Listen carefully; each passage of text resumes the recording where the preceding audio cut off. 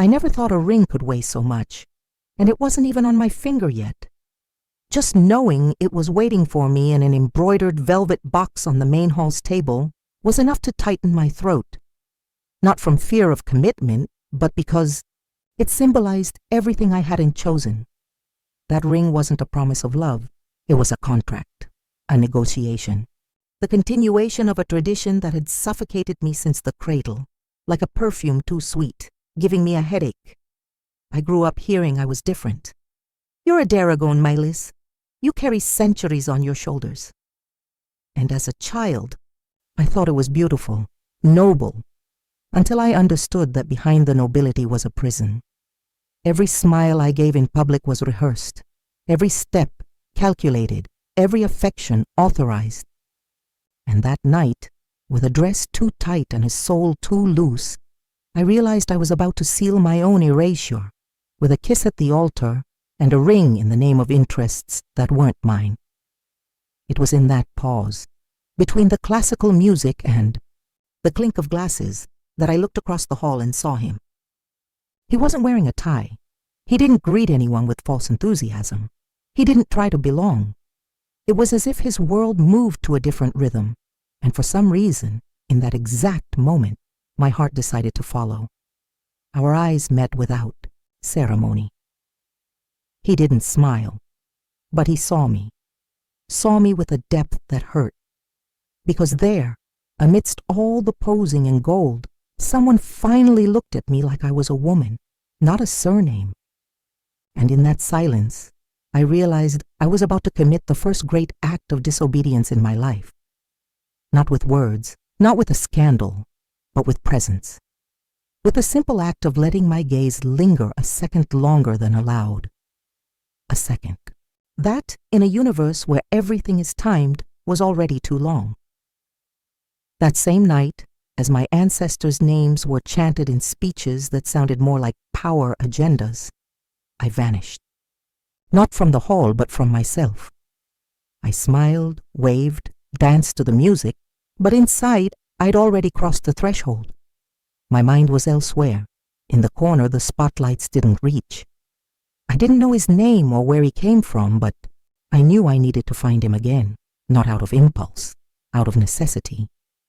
And when I saw him quietly slipping out through a side exit, my body moved before my reason could stop it. No one noticed. They never notice when a woman like me steps away for a few minutes. They trust the pose so much they forget to see when it starts to crack. Outside, the air felt cleaner. No scent of expensive champagne or the muffled sound of deals sealed with handshakes. Just the silence of the night and the distant hum of this bee. Real city, the one that lives without embossed invitations or inherited promises. He was leaning against a stone wall, looking up as if talking to the stars. When he saw me, he didn't startle, didn't seem surprised. He just waited, as if he knew I'd come, and I did. I approached slowly with the caution of someone stepping onto sacred ground. We didn't speak for a moment, just shared that stolen space like two fugitives from a world we didn't fit into. When the first word came, it was his. You look like you wanted to scream. It wasn't a question. It was a statement. And I, who so often stayed silent for politeness, let the truth slip. I was. We talked for hours that passed like minutes. Nothing he said was wrapped in social etiquette. He spoke like someone who lives, and I, for the first time in a long time, listened like someone who breathes. I learned he restored old buildings, that he believed in the beauty of things with history, that he refused to live for appearances. And the more he spoke, the more I felt myself shedding piece by piece the costume I'd worn my whole life.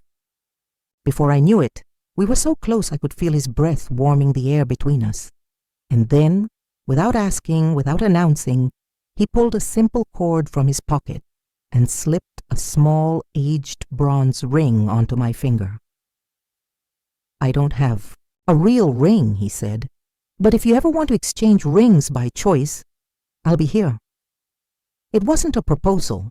It was a seed, and I, without hesitation, took the sapphire ring my mother had given me at the last ball and placed it in his palm. "Now you do." We exchanged rings in the dark, and in that moment something inside me changed forever.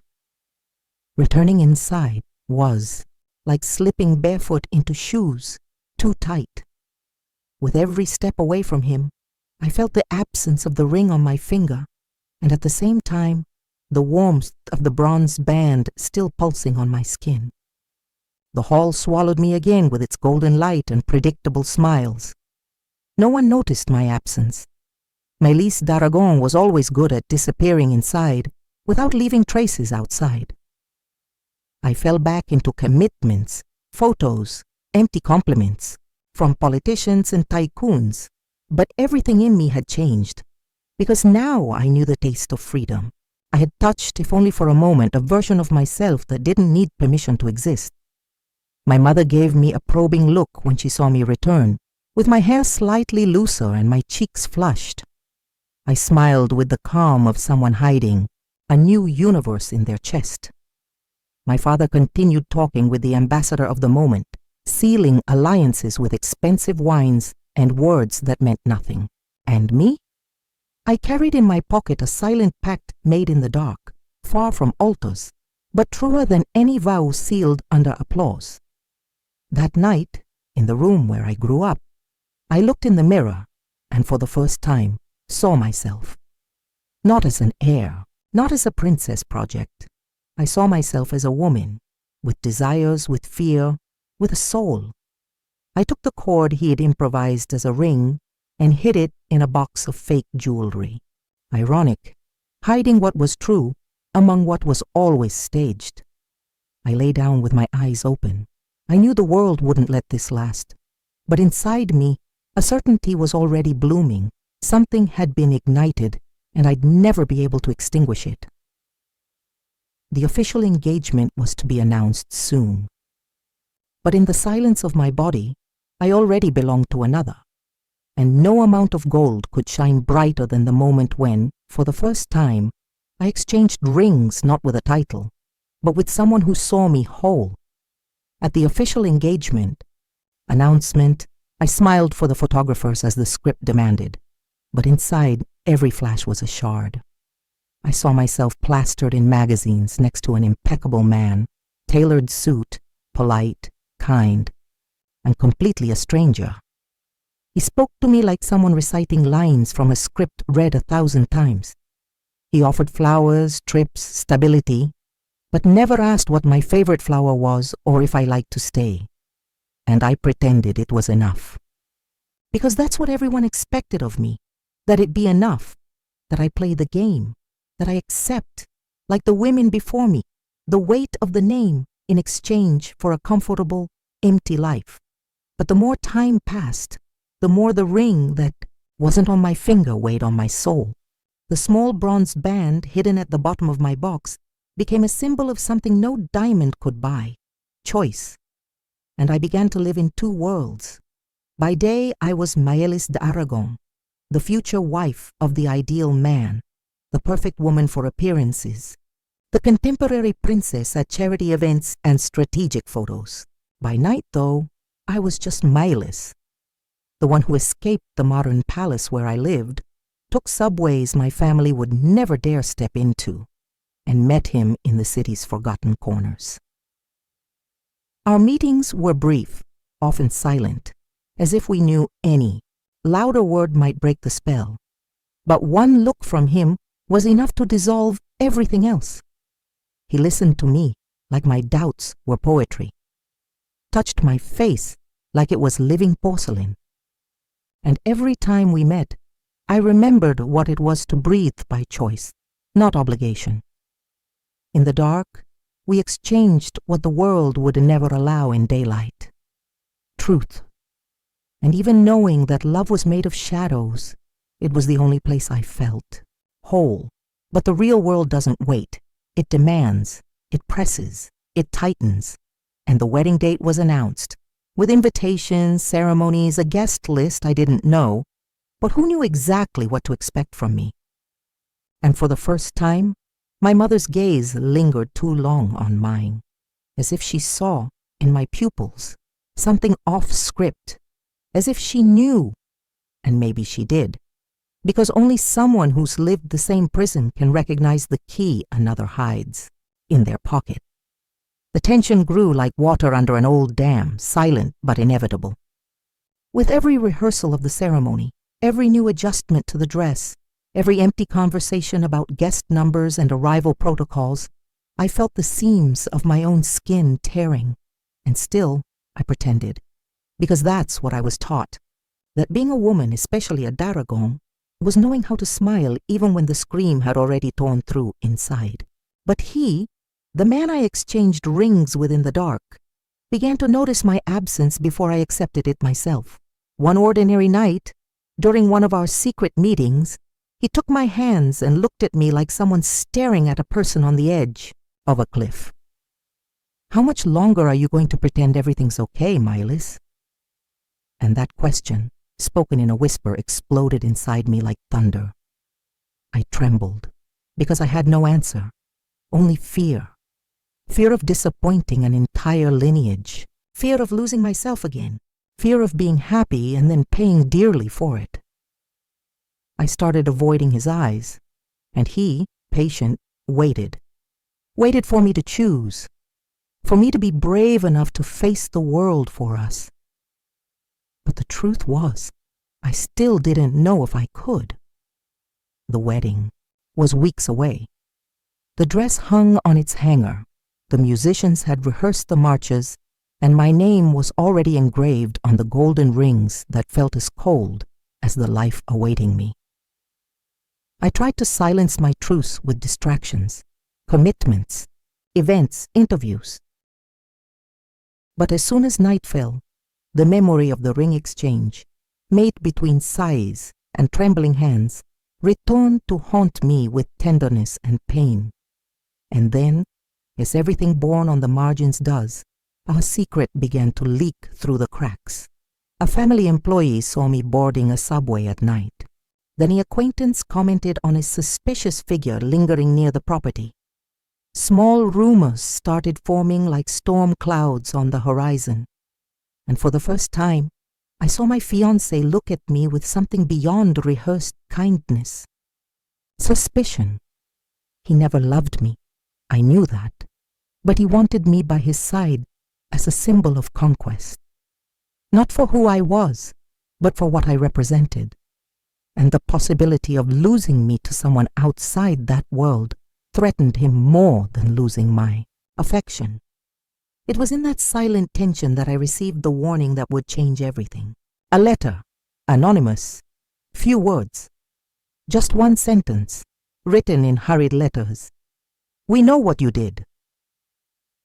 The letter stayed in my hands for long minutes, my eyes fixed on the words, so few, so sharp, and my heart wavering between ice and fire. "We know what you did." It wasn't a question, it was a threat.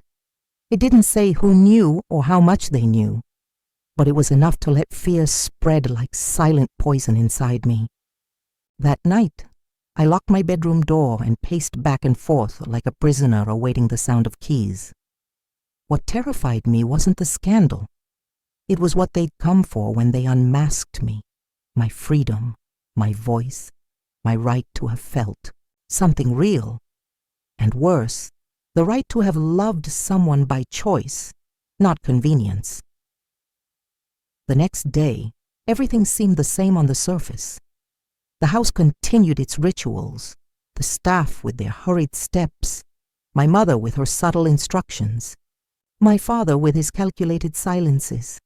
But I walked as if the ground could open at any moment. I avoided my fiancé. He noticed, asked veiled questions, cast glances that carried judgment disguised as politeness. The sense that something was about to collapse followed me like a shadow. And then it happened. On a stifling late afternoon, I was called to my mother's office. She sat in her favorite armchair, a box on her lap. Without words, she opened the lid and pulled out the small bronze ring, the one I'd hidden so carefully. I held my breath. She didn't shout, didn't accuse, just asked, "Was it him?" And I, facing her, felt like a girl again. Not from weakness, but from memory. I remembered all the times I was molded to please, to represent, to be something, useful to their world. And I understood there that the love I felt for that man could no longer fit in secrecy. I could no longer be half. Either I chose to stay, or I chose to flee from myself again. I took a deep breath, sat across from her, and answered with a steady voice, "Yes, it was him." And it was the only time someone truly saw me. There was no scandal, just the dense silence of a mother who, perhaps, recognized the courage she never had. I left the office knowing the decision had been made. I wouldn't wait for them to unravel my secret. I would reveal it myself. The next morning I went to the press, canceled the wedding, alone, without warning, with my head high and my soul trembling but standing. I won't marry someone chosen by others. I belong to myself. Those were my words, and the world fell. But inside me something rose. The fall was swift, but strangely silent. I expected fury, cruel headlines, slamming doors, raised voices. Instead, I found a sudden absence, as if the world around me had decided not to confront me, just to exclude me. I was removed from committees, left off invitations, treated with the same politeness reserved for a figure who no longer matters. I became a name no one said aloud, but everyone whispered, and yet I'd never felt so whole. For the first time in years, my image no longer sustained anyone but myself. I returned to his small apartment unannounced, with my heart in my throat and empty hands. I brought no flowers, no plans, no promises, just the truth. When he opened the door, there was surprise in his eyes, but no doubt. It was as if deep down he knew this moment would come. "You came," he said, like someone awaiting the end of a long foretold story. And I just replied, "Now it's just me." Because that's what I needed to say. I didn't come as a princess, an heir, or a martyr of renunciation. I came as a woman, as someone who exchanged rings in the dark, but now wanted to live in the light of day. He welcomed me without celebration, without speeches, without difficult questions. We sat on the living room floor, as we had so many times before, and laughed at everything that seemed impossible and was now real. For the first time, we belonged to each other without fear, without escapes, without hiding. And when he pulled the bronze ring from his pocket, still with the same aged hue as when he first gave it to me, and slipped it back onto my finger, I understood that that gesture, made in the shadows of the past, now shone with a different light. It wasn't a promise of eternity. It was presence. It was choice. It was freedom. Life outside the bubble was, for a time, strangely silent. No one applauded us for choosing love. There were no red carpets, no romanticized headlines. The contrary, there was distance. I lost access, contacts. Even my surname seemed to carry less weight at doors where it once opened everything. But over time, I learned that the silence of others can also be the space where your own voice grows. I no longer needed gilded frames to recognize myself, and it was in that gap between the world that rejected me and the new one we were beginning. To build that, I discovered something even more valuable: peace. He and I weren't perfect. We had different schedules, different rhythms, lives shaped in opposite worlds. Sometimes I woke missing things I didn't know if I could confess, not the prison I'd lived in, but the illusion of control it gave me. Sometimes he looked at me as if still trying to decipher where I stopped being a symbol and started being just a woman. But it was in that mutual effort, that constant listening, that love solidified. Not as a fairy tale, but as a choice renewed every day, a simple gesture, a coffee made before the other woke, a respected silence, a shared doubt. We returned, little by little, to the places that once sheltered us in the dark, not to hide, but to remember. There was no more fear of being seen, no more pretense, and every time our fingers intertwined on the street, even without spotlights or gala dresses, I felt a new dignity bloom in me, a royalty that didn't come from titles or protocols, but from the certainty that I had broken a cycle, that I had chosen myself. My parents didn't reach out for months, just silence. But one autumn afternoon, I received a letter with a familiar sender. It was from my mother. No apologies or praise, just a single sentence written with resolve. You did what I never had the courage to do, and for that, you are more Darragon than all of us. I cried like someone letting an entire life spill through their eyes. Not for the recognition, but because for the first time, I felt that choosing to be true could also, in some way, be honored. The last time I was seen as a princess was in an old photograph framed in the hall of a house I no longer inhabit. Neither, physically nor emotionally. Today, when people look at me, they see something else. Sometimes strangeness, sometimes curiosity, but often admiration.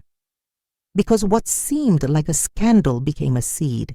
Other women from my former circle began seeking me out in secret, not to judge, but to ask how it's done, how to have courage, how to say no with grace, how to exchange rings in the dark, and then, when everything falls, still stand in the light of day.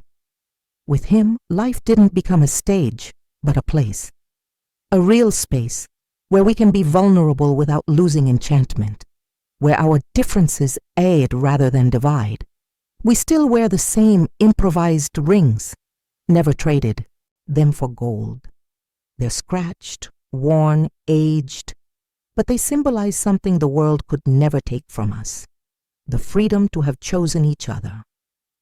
And it's curious how today, those rings shine brighter than any diamond ever did in my hands. I went back to studying. He continues restoring buildings, and in a way, we've restored each other too. We live simply, but with truce. We laugh, we disagree, we start over. Our Sundays are quiet, our dinners are made with 4 hands. And sometimes, when we're distracted in the kitchen or lying in silence after a long day, he still calls me my princess. But now it's not about protocol. It's about affection, about recognition, because he knows, like no one else, everything I had to lose to finally find myself.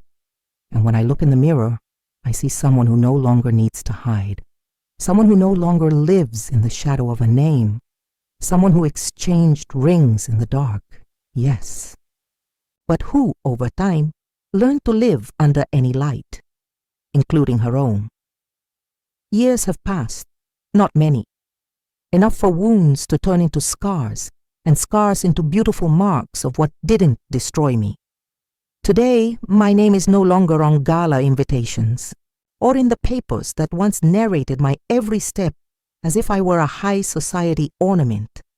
But it's in something better, in projects I chose to create, in a book I wrote with my own hands, in small causes with great truths, in people who call me friend, partner, inspiration, and not property. Sometimes someone asks if I miss the old life. And the truth is, yes, sometimes I do.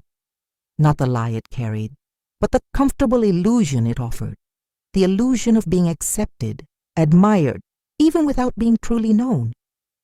But the feeling passes quickly, because it's enough to look at him, at the simple house we built together, at the choices that now fit in the palm of my hand, and remember, I didn't leave my world. I rescued myself from it. The bronze ring is still on my finger. It has no commercial value. No jeweler would care for it. But to me, it's worth more than any jewel I inherited, because it was with it that I said yes for the first time, not to someone, but to myself. And That's what I wish for any woman who feels suffocated by a fate others chose. That one day, she finds the courage to exchange rings in the dark. Because sometimes it's in the absence of light that we finally learn to see.